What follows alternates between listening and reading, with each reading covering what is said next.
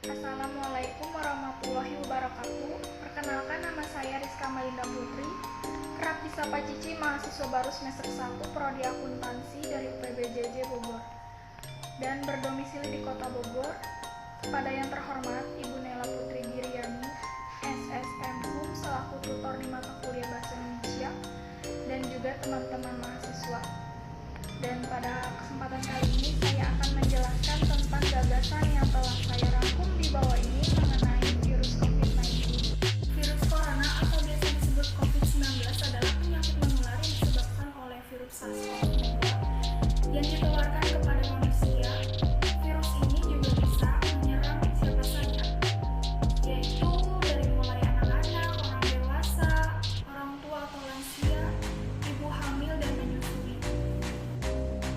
Cara virus ini menyebar dapat berasal dari mulut atau hidung yang terinfeksi, melalui tetesan kecil cairan ketika orang tersebut batuk, bersin, berbicara, bernyanyi, atau bernafas. Partikel-partikel ini dapat berkisar dari tetesan pernafasan besar hingga partikel aerosol yang lebih kecil. Kaum bisa terjangkit virus ini dengan menghirup udara yang mengandung virus jika kamu berada di dekat seseorang yang terinfeksi COVID-19. Kamu juga dapat terinfeksi jika menyentuh mata, hidung, atau mulut setelah menyentuh permukaan yang terkontaminasi oleh virus COVID-19 ini. Virus lebih mudah menyebar di rumah dan di tempat yang ramai. Dampak dari COVID-19. Wabah ini sudah berlangsung bertahun-tahun. Tetapkan batasan pada kebiasaan bahkan bisa dikatakan mengurangi banyak aktivitas. Langkah kita terhalang banyak rencana yang tidak sesuai dengan harapan. Memang semua ini membuat kita merenung, menyadari betapa lemahnya kita sebagai manusia. Kita tidak berdaya melawan makhluk kecil yang disebut dengan corona. Namun kabarnya saat ini kasus COVID-19 sudah mulai menurun secara perlahan, berbagai aktivitas berangsur-angsur kembali normal. Bahkan dalam dunia pendidikan, pelan tapi pasti banyak sekolah yang mulai melanjutkan tatap muka meski tetap dengan standar prosedur kesehatan yang ketat. Hampir 3 tahun telah berlalu. Memang benar kita hidup dalam anomali akibat corona. Sebelumnya, kita agak enggan pada awalnya dengan rencana baru yang harus kita jalani. Kamu harus di rumah dan semuanya serba online itu benar-benar membuat kepalaku ini pusing, bosan, lelah, kesal, dan banyak gangguan lainnya. Namun walaupun begitu, banyak sekali kegiatan positif yang bisa kita ambil saat pandemi di dalam rumah, yaitu seperti membudidayakan atau menanam tanaman hias atau membudidayakan ikan-ikan seperti banyak ikan koki, ikan mas, ikan lele. Dan juga kita bisa memanfaatkan waktu bersama keluarga dan orang terdekat di rumah. Selain itu, kita bisa memanfaatkan aplikasi online yang sedang booming di Indonesia seperti aplikasi Gojek, Grab, Shopee, maupun Lazada. Karena menggunakan platform tersebut kita bisa membeli barang tanpa harus keluar rumah.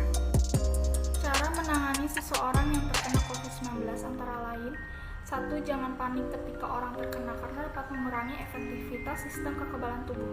2. Menerapkan prosedur perawatan kesehatan 3M, memakai masker, mencuci tangan dengan air dan sabun, dan terakhir menjaga jarak.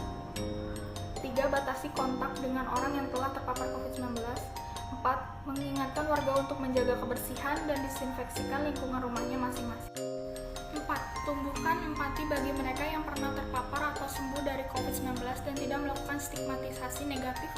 Membantu melengkapi logistik bagi warga yang melakukan isolasi mandiri. 5. Melaporkan ke Satgas COVID-19 atau RT RW setempat jika ada warga yang dinyatakan positif, tetapi melanggar protokol kesehatan di luar rumah. Cara untuk mencegah penyebaran COVID-19 yaitu dengan cara: 1. Selalu jaga jarak aman minimal 1 meter dari orang lain meski tidak terlihat sakit. 2. Kenakan masker di tempat umum, terutama di dalam ruangan atau jika pembatasan fisik tidak memungkinkan.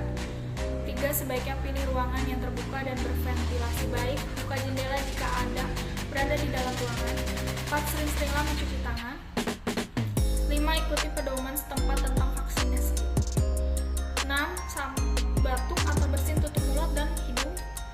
Jangan keluar rumah jika merasa tidak enak badan, demam, batuk, dan kesulitan bernafas. Segera cari pertolongan medis. Telepon dulu agar penyedia layanan kesehatan merujuk Anda ke fasilitas yang tepat.